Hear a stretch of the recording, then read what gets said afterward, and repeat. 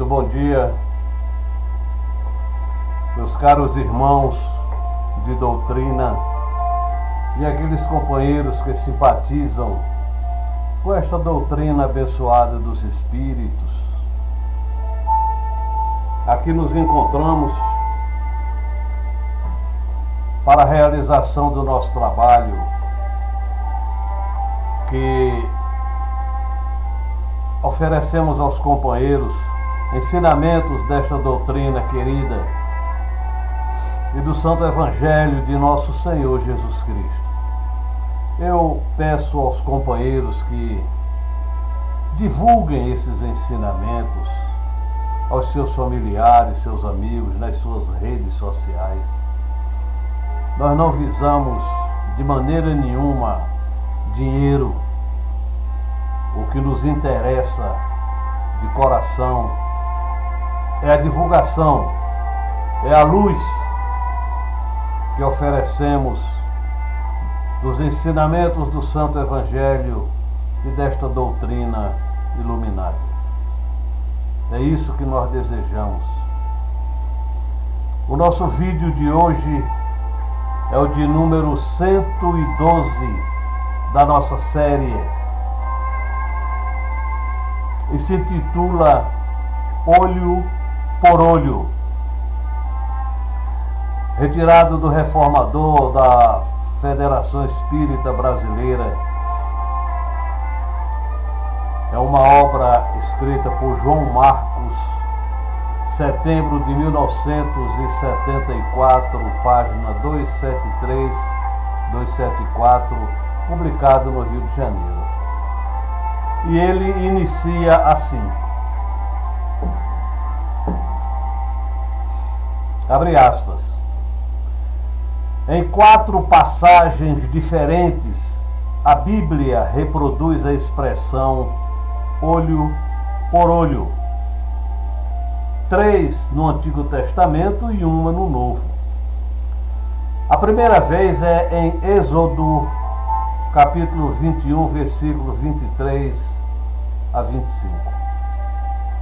O legislador trata de regulamentar, com a conhecida rigidez, o relacionamento difícil e precário daquela massa amorfa de gente que procurava amalgamar num povo disciplinado e ordeiro. O texto consta do Código da Aliança, que consiste num desdobramento ou detalhamento do Decálogo, explicitando normas para as questões civis e criminais.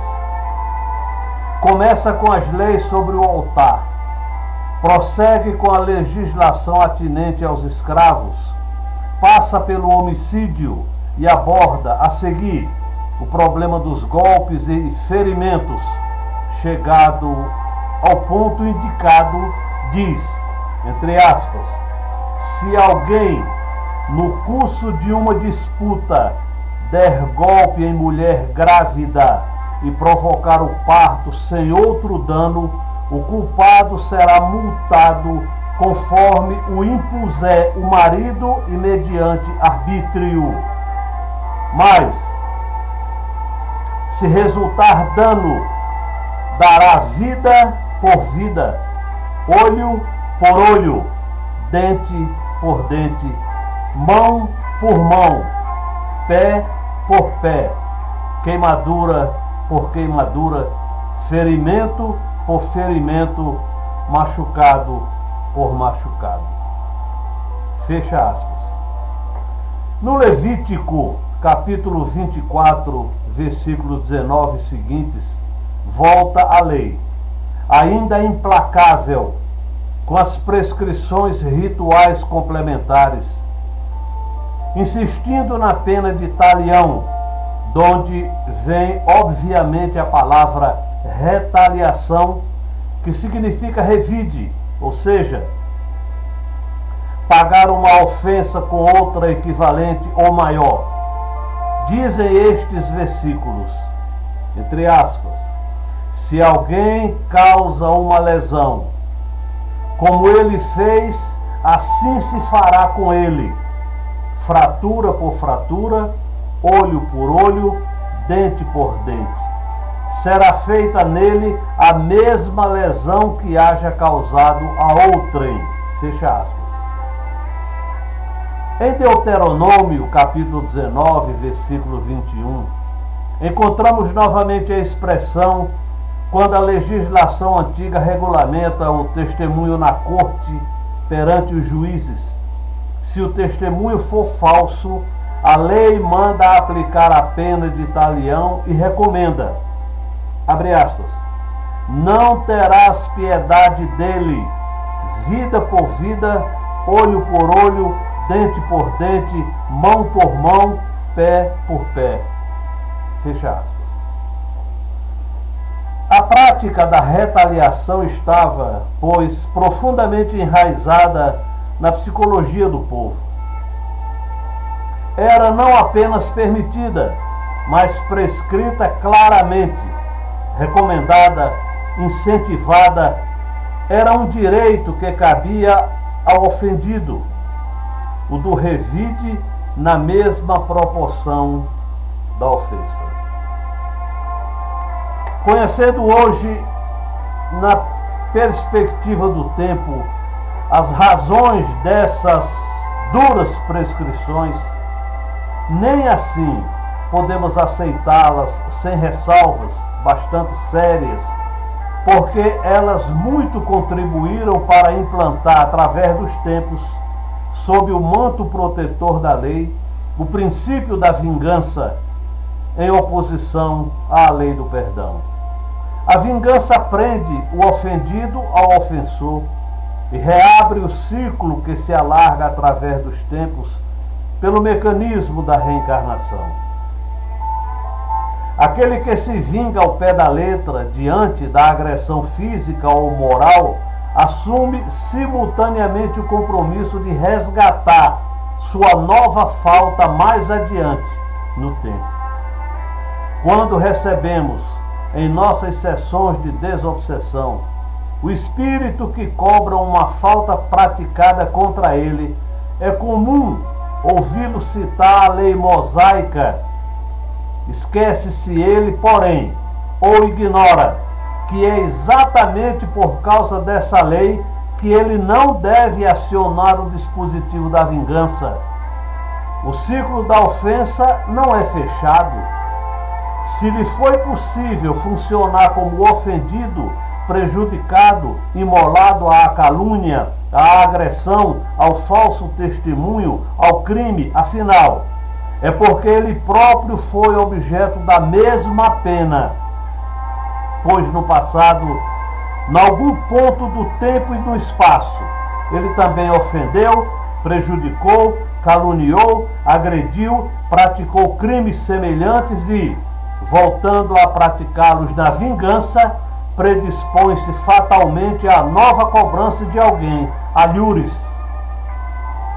É certo que a prescrição de Moisés, reproduzida pelos legisladores que se lhe seguiram ao longo dos séculos, tinha em vista preservar o mínimo de respeito à vida e à integridade física e moral do semelhante, mas o Cristo extrairia do ensinamento uma conotação inteiramente oposta ao dizer, segundo Mateus capítulo 5, versículo 38 a 40, entre aspas, ouviste dizer, olho por olho e dente por dente, pois eu vos digo que não resistais ao mal, antes ao que vos bata na face direita, oferece-lhe também a outra.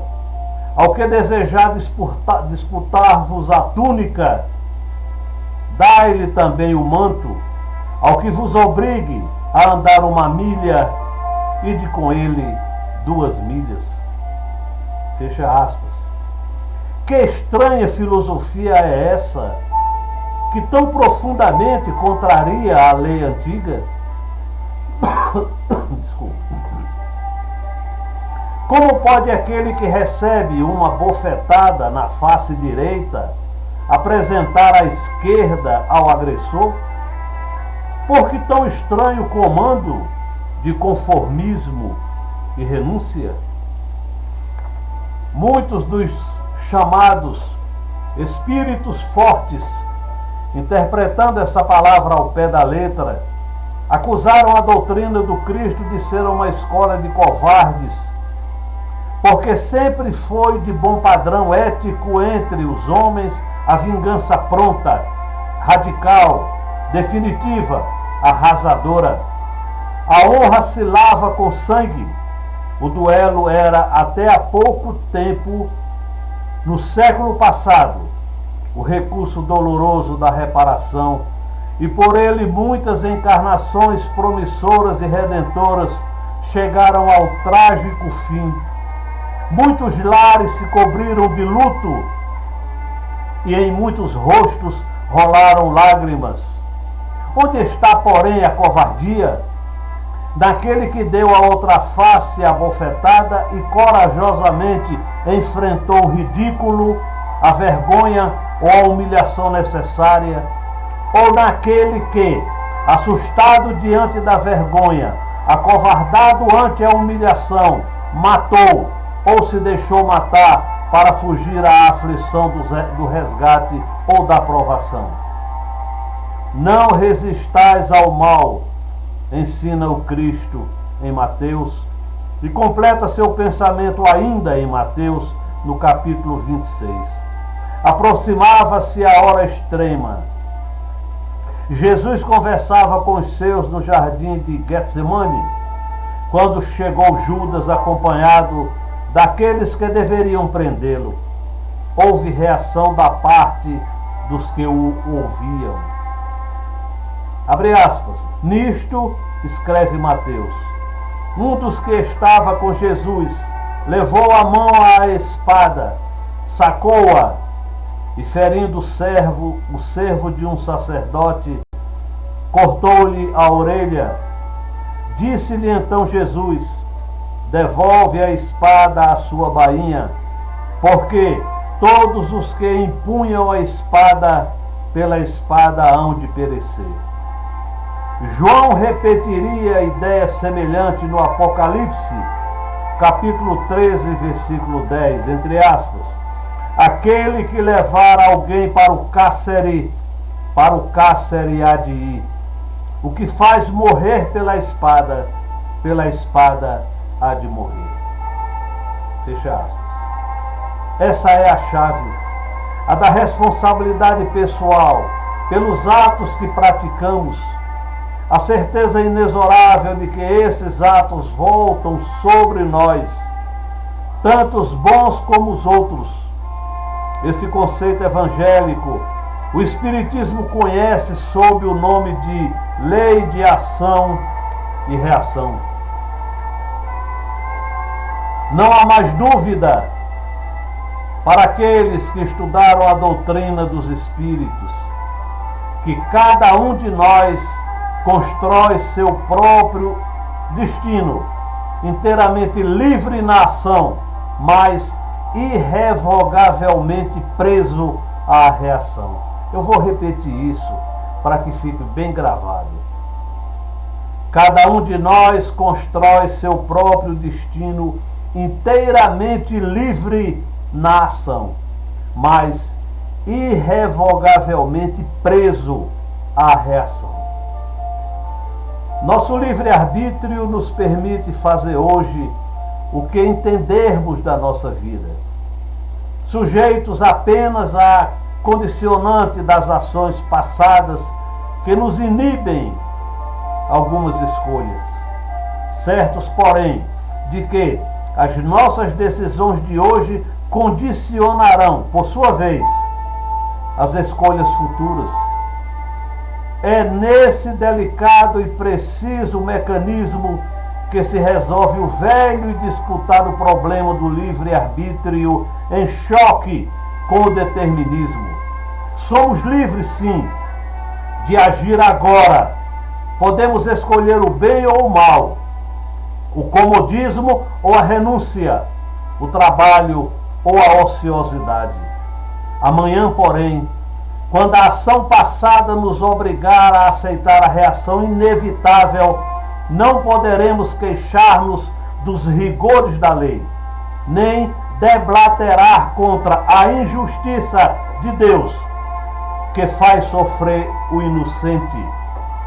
O que fez perecer pela espada há de perecer. O que privou o irmão do dom sublime da visão, há de viver nas trevas. O que enlangueceu na opulência ociosa, mal terá o que comer e o que vestir. Se além dessas dificuldades não tiver fé, não será nem daqueles a quem dizia o Cristo que fossem como as aves do céu ou os lírios do campo, que não colhiam nem teciam, e no entanto, nem Salomão se vestira como eles. Tão rica plumagem e tão delicada e perfumada beleza.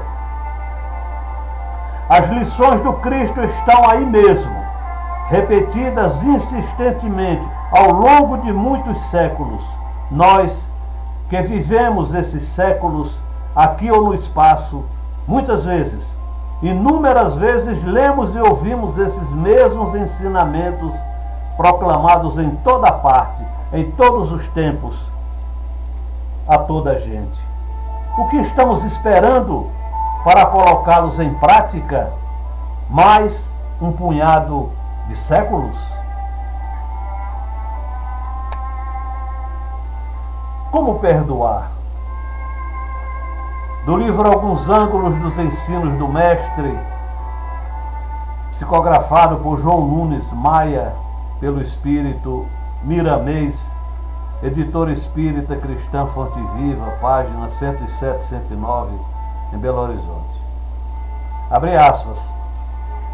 O perdão sempre se constituiu motivo de comentário em todos os meios religiosos e familiares.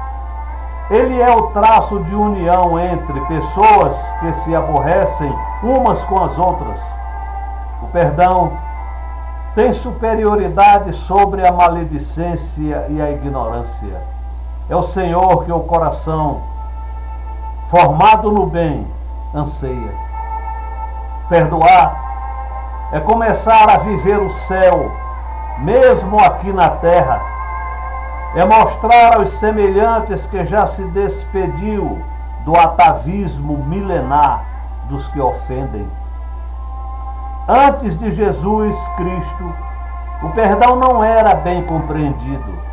Falava-se nele nas escolas, nos lares, nos duelos, nas guerras, até mesmo nas casas onde a moral não existia como pedra angular da vida.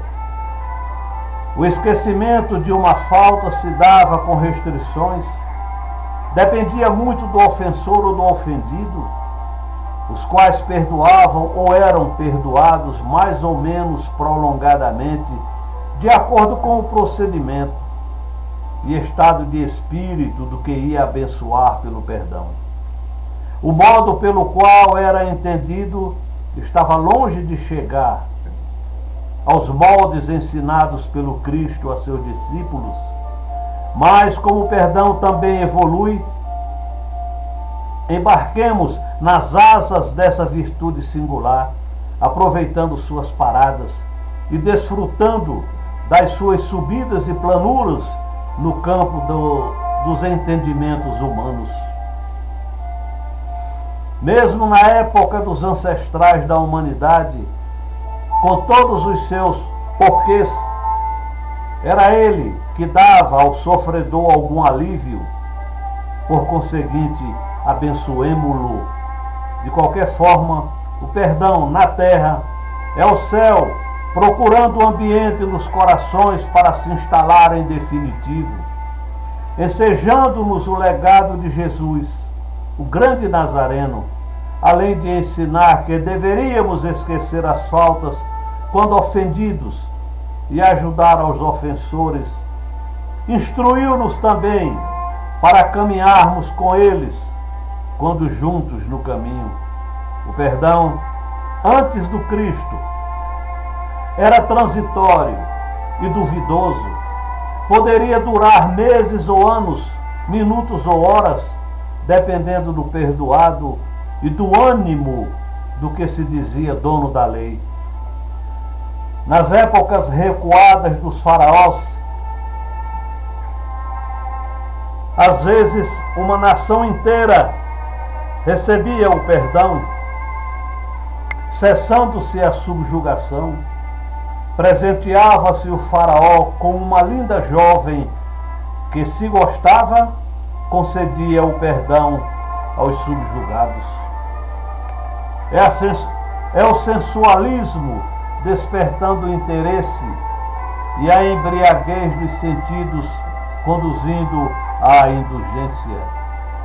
Esse tipo de perdão não deixou de ser útil a milhares de pessoas, mas não é o verdadeiro, porque mesclado nele vibra a troca, a usura do ouro e da carne.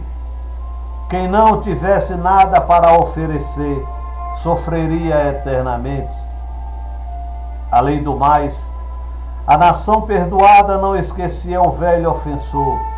Quando tivesse oportunidade, viria a campo para a desforra, porque junto ao indulto faltara o complemento do coração. O perdão sem exigência, o perdão sem busca de direito, o perdão sem espera de troca. Descansa o inimigo, mas nunca acaba a inimizade. Paralisa um pouco o ódio, mas perdura a vingança. Dá-se um pouco de vertência à ação democrática, mas não se abraça a verdadeira fraternidade. Com Jesus Cristo, tudo mudou, tudo tomou forma diferente. O perdão tomou linha reta, ampliando aqui e ali todas as qualidades embrionárias que possuía. E os discípulos, ainda confusos acerca da indulgência, interrogam o Mestre: como perdoar? Até 7 vezes? Jesus, tomando a palavra, com ênfase discorre, e seus seguidores escutam: não só 7 vezes, mas 70 vezes 7 vezes. O perdão, desse dia em diante, começou a tomar proporções sem limites, e acrescentou o Mestre que, para o perdão ser verdadeiro, não podia exigir, nem ser comerciado, nem ter opressão. O perdão divino teria suas bases na verdadeira fraternidade, perdoar por amor à criatura e por respeito a Deus. Os discípulos saíram pelo mundo como mestres do perdão, e os chamados pelas consciências, por estarem preparados, por estarem preparados para compreender o Cristo, saíam em campo à procura dos mensageiros da luz, perguntando-lhes como deveriam perdoar. Todos eles, há mais de 2000 anos, espalhados na terra e no céu, ensinam: o perdão não pode exigir, não pode gloriar, não pode comerciar, não pode envaidecer. Tem de ser humilde, fraterno, caridoso, compreensivo e amoroso, estendendo-se em todos os caminhos de bênçãos e de trabalho, para que o Cristo de Deus se alegre conosco e nós com a consciência. Se, às vezes, por invigilância, perdoares e ainda sentires rancor pelo irmão, torna a ler este texto evangélico que diz, abre aspas, respondeu-lhe Jesus: não te digo que até 7 vezes, mas até 70 vezes 7 vezes. Meus queridos companheiros, caros irmãos, eu esqueci no início, mas eu agradeço ao coração querido de Nossa Mãe Santíssima, pela oportunidade que ela me concede de poder divulgar esses ensinamentos do Filho querido do seu coração, nosso Senhor Jesus Cristo. E desejo que a luz desses ensinamentos façam morada em suas mentes e nos seus corações. E peço ao nosso Senhor Jesus Cristo, peço à nossa Mãe Santíssima, que abrace seus familiares, que a sua luz brilhe dos seus lares e possa brilhar inclusive no coração de todos os nossos irmãos de humanidade, especialmente daqueles que sofrem, encarnados e desencarnados. Muito obrigado, nobres companheiros, pela vossa atenção. E não nos esqueçamos nunca, nós somos luz, somos filhos da luz, e para essa mesma luz haveremos de retornar um dia. Sejam felizes e muito obrigado pela vossa atenção. Graças a Deus.